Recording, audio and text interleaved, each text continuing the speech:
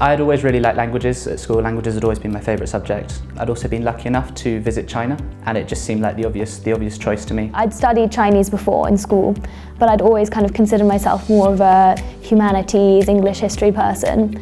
Looking at the course, seeing it actually had a lot of those parts that I so enjoyed at school, like literature and history, etc. And also you came out of it with this amazing skill, which is being able to speak Chinese. And I think I just thought that was such an amazing opportunity. It's about curiosity. I didn't know anything about China, and I've always found the country, its culture, its history, its literature, its politics simply completely fascinating.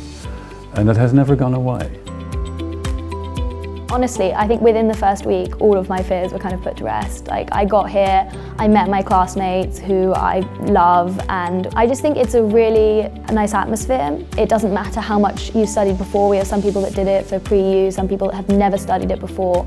It really caters to all kinds of previous experience learning Chinese. It feels like a close-knit community, and it also feels like quite a unique experience because there's so few of us. You realise that what you're studying is something that not many other people are. So I think that makes it feel quite special. And then you also get a lot of personal feedback and interaction with the lecturers and the people teaching you. Primarily in the first year, you spend it working on language and becoming fluent. I think the point of the course, which I really enjoy about it, is that you're also taking history classes, you're also taking literature classes, film courses.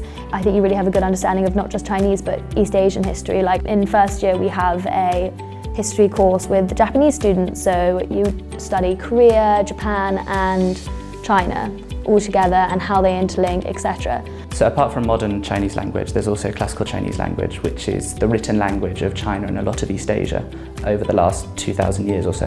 And then apart from that, there's a choice of different culture and history modules. So this year I'm studying dynastic Chinese history and then globalization in China.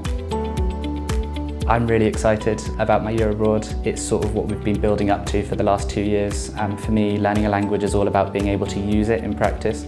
So I will be going to Beijing University with my classmates, where we'll be studying on a course designed for Cambridge students, hopefully having lots of opportunities to travel around China. I'm really excited. I think it'll be really fun to go with members of my course who have become some of my closest friends.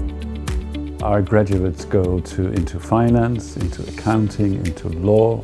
They work in China, in Hong Kong, in Taiwan, or in London. Some go into a diplomatic service, into journalism. So I think simply giving our students a set of tools and experiences with which they can have a good career. I would definitely recommend Chinese studies to anyone interested in learning a language or area studies at university. So I think having an understanding of Chinese culture, the East Asian region, and especially Chinese language is really important.